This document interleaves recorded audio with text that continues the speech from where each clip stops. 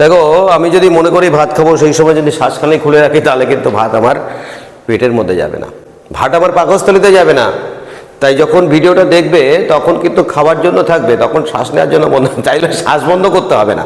আমি বোঝাতে চাইছি যেটা পৃথিবীতে যে কোনো জিনিস দুটো একসঙ্গে হয় না, আর আমি সেইগুলোই আলোচনা করব যেগুলো তোমাদের চাকরি পরীক্ষায় থাকবে, যেগুলো তোমাদের জানা দরকার। আমরা আজ যেটা আলোচনা করব তার নাম হচ্ছে elementary system of human body, মানুষের পৌষ্টিকতন্ত্র নিয়ে আমরা কথা বলবো, এবং সেখান থেকে কি জিকেগুলো আমাদের পরীক্ষায় থাকে। দীর্ঘ 25 বছরের অভিজ্ঞতা থেকে আমি বলছি যে জিকেগুলো, ওই যে আমি আমার মাঝে বলে ফেলি যে কি, যে না, যে জিনিসটা আমি তোমাদের লিখে পেজ আকারে দিচ্ছি তার থেকে যদি থাকে 50টা জিকে কমন, তো মেরে मुंह से निकलते हुए जो जीके डिलीवर होगा उसमें 95% कॉमन होगा, क्योंकि वो जो क्वेश्चन है वो कौन सा क्वेश्चन है, जो क्वेश्चन পরীক্ষায় এসেছে। আমরা আজকে প্রথমে যেটা আলোচনা করবো সেটা হচ্ছে পৌষ্টিক নালী। প্রথম আমরা কি করলাম, পৌষ্টিক নালী খেলাম। আচ্ছা, আমরা খাই কেন? কিন্তু আমরা সব খাই, আমরা অমনিভোরাস, আমরা হচ্ছি সর্বভোগ প্রাণী। খাওয়ার পরে প্রথম আমাদের খাদ্যটা যায় সেটা হচ্ছে মুখের মধ্যে। এই মুখের মধ্যে খাওয়ার যাওয়ার পরে প্রথম যে কোশ্চেনটা হবে সেটা হচ্ছে 1 নম্বর কোশ্চেন, যে আমাদের দাঁতটা কিরকম। আমাদের দাঁতটা হচ্ছে ত্রিকোডন্ট, পোতা থাকে, ডাইফেডন্ট দুবার তৈরি হয়, আর হেটেরোডন্ট মানে বিভিন্ন ধরনের দাঁত। Very good. এই খাবার মুখে যাওয়ার পরে আমাদের মুখের মধ্যে কতগুলো, না আমাদের মুখে 2 নম্বর জিকে, আমাদের মুখের মধ্যে কি না 3 জোড়া, বললাম 3 জোড়া, 3 3 6টা, এই 6টা লালা গ্রন্থি থাকে, অর্থাৎ 3 জোড়া। এর থেকে যে উৎসেচকটা নিঃসৃত হয় তার মাধ্যমে আমাদের মুখের মধ্যেই কিন্তু সরকারের যেটা খাদ্য পরিপাক শুরু হয়, যেমন টাইনিন। এরপরে খাদ্য চলে গেল আস্তে আস্তে, খাদ্য যাওয়ার পরে মুখে, মাউথের পরে ইসোফেগাস, এই ইসোফেগাসটা কভার করার পর, অর্থাৎ তারপরে খাবারটা আটকে থাকার মতো অবস্থা থাকে, তা ভেদ করে খাবারটা চলে যায়, অর্থাৎ মাসেল কন্ট্রাকশনের মধ্যে থাকে। এইবার খাদ্য যখন যায়, খাদ্য খাওয়ার পর প্রথম কোথায় যায় খাদ্য, তার নাম হচ্ছে পাকিস্তান, না পাকস্থলী।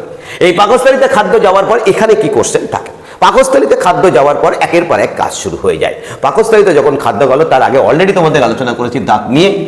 জিভের কাজ কি, জিভে আমরা স্বাদ গ্রহণ করি, জিভের টপে থাকে, এনে কোশ্চেন হয়তো, জিভের টপে থাকে সাধারণত মিষ্টি জাতীয়, আবার পিছনের দিকে তিতো জাতীয় স্বাদকরকগুলো জিভের মধ্যে থাকে, এই ছোট ছোট ছোট ছোট স্বাদকরক জিভের মধ্যে থাকে।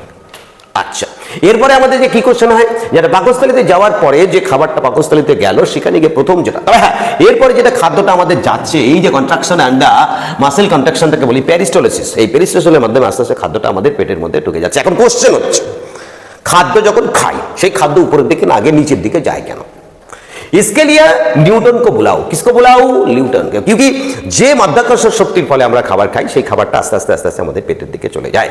আর আরেকটা জিনিস বিষয় যেটা, সেটা হচ্ছে আমাদের যদি লালা রসটা না থাকতো কি হতো? ধরো তুমি লালা রস নেই, এইবার তুমি একটা বাজার থেকে ছাতু কিনে খাচ্ছ, কি আরাম, শুকনো ছাতু মুখের ভিতরে নেওয়া কি 4টিখানি ব্যাপার, পাগল হয়ে যাবে। তার জন্য দরকার হলে একটা পেন দিয়ে গুজে গুজেও খাবার ঢোকানো যাবে না, তাই লালা রস দরকার। সেই খাবার পাকস্থলীতে যাওয়ার পরে একদম 4 নম্বর জিকের মধ্যে চলে যাচ্ছি। প্রথম যে অ্যাসিডটা এই খাবারের মধ্যে থাকে তার নাম হচ্ছে HCl, হাইড্রোক্লোরিক অ্যাসিড, जिसका कहलाता है म्यूरेटिक অ্যাসিড, যা আমরা বাথরুমে পরিষ্কার করার জন্য, ল্যাট্রিনে যে প্যান পরিষ্কার করার জন্য ব্যবহার করি। এইখানে খাবার পাওয়ার পরে, এইবার খাবারের পরে 4-5 জন এসে ঝাপাঝাপ কাজ শুরু করে। কিসনে কাম শুরু করে দিয়া, वो স্টমাক পাকস্থলী হয়ে গেল। স্টমাক তোমরা দেখেছো তো, স্টমাকের মধ্যে আরেকটা কোশ্চেন 5 নম্বর বাতা দিতা হুঁ, সেটা হচ্ছে যে আমাদের যে HCl থাকে তার মধ্যে পিএইচ মাত্রা কত। সাধারণত পিএইচ যদি দেখা যাচ্ছে, পিএইচ যদি 7 হয় তো নাহি টক নাহি খার, এর থেকে কম যত হবে তত বেশি তীব্র অ্যাসিড হবে। অদ্ভুত ব্যাপার, আমাদের পেটের মধ্যে যে অ্যাসিডটা থাকে সেটা 1.5 থেকে শুরু করে 1.2 পর্যন্ত অ্যাসিড।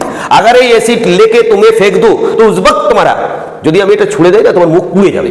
এত বড় খতরনাক অ্যাসিড আমাদের এই পাকস্থলীর মধ্যে রয়েছে, স্টমাকের মধ্যে রয়েছে। লেকিন কিছু নাই হয়, क्योंकि এই পাকস্থলীর কাতরে, আরে বাবা বাড়িতে যাও, বাজারে যাও, মুরগি কেনো, মুরগির পাকস্থলী দেখবে একদম হলুদ অংশ ছেড়ে ছিটছে, ওটা এত খতরনাক জায়গায় থাকে যে যেখানে অ্যাসিডে কিছু নেই কার পাঠায়, কিন্তু তারপরেও হয়, সেটাকে আলসার বলে।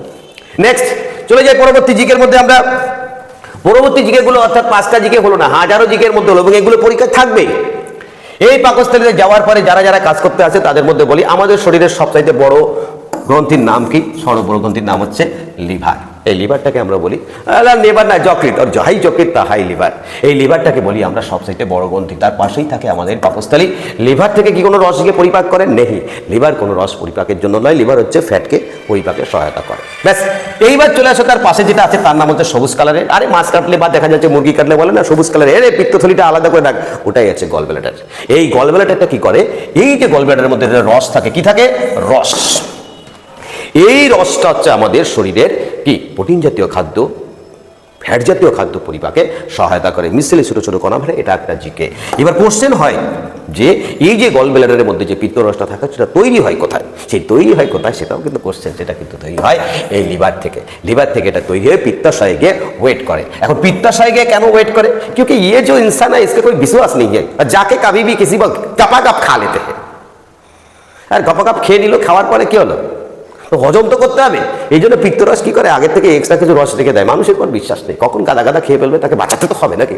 আচ্ছা, এই যে লিভার, এই লিভারটা যখন বড় হয়ে যায় খতরনাক অবস্থা হয়। যারা মদকে একটু ভালোবেসে মদ খেয়ে জীবনটা শেষ করে, তাদের জন্য লিভারটা বড় হয়ে সিরোসিস হয়ে যায়, এটাও একটা জিকে। এরপরে আমরা চলে যাই, খাবার আস্তে আস্তে যাচ্ছে এই পাকস্থলী থেকে বেরিয়ে এসে তখন সে চলে যাচ্ছে ডিওডেনামের মধ্যে। এই ডিওডেনামের অংশের মধ্যে যাওয়ার পরে এই দেখো ডিওডেনাম, এই ডিওডেনাম অংশের মধ্যে যখন খাবার যাচ্ছে, খাবারে কিছু জল অংশ শোষিত হচ্ছে। এরপরে তোমাদের যেটা যাচ্ছে সেটা হচ্ছে জেজুনাম, মানে পেছনে যে অংশগুলো থাকছে সেগুলোকে আমরা জেজুনাম বলছি। আর এই যে অংশটা থাকছে সেটাকে বলা হয় অ্যাপেন্ডিক্স। কি বলা হয়, অ্যাপেন্ডিক্স। অ্যাপেন্ডিক্স মানে পড়ে থাকা অর্গান। কোনো একটা সময় আমরা শুধু শাকসবজি খেতাম, আরে বাবা আগুন তখন তো আগুন জ্বালাতে পারেনি, তা কি করবো, শাকসবজি খেতাম। আর এই শাকসবজি খেলে পরে তার মধ্যে সেলুলোজ থাকে, তোমরা দেখেছো যে উদ্ভিদ অঙ্গে সেলুলোজ থাকে, সেটা পরিপাক করার জন্য এই সিকামটা আমাদের ছিল।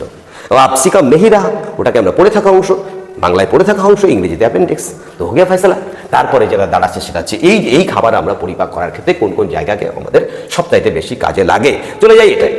প্রথম যেটা হচ্ছে প্যানক্রিয়াস। এই প্যানক্রিয়াস সম্বন্ধে কিন্তু আমাদের প্রচুর জিকে ফেস করতে হয়। কি না, প্যানক্রিয়াসটা হচ্ছে আমাদের একটা মিশ্র গ্রন্থি। কিউকি এই প্যানক্রিয়াস থেকে আমাদের যেমন ইনসুলিন, গ্লুকাগন, আবার এই প্যানক্রিয়াস থেকেই আমাদের কি না, প্যানক্রিয়াস থেকে আমাদের কি খাদ্য পরিপাকের জন্য उत्सेचकों निर्मित है। उत्सेचकों যায় আবার হরমোনও যায়, এই দোনো মিলকে ইসিলিয়ে মিশ্র হয়ে যাতে हैं।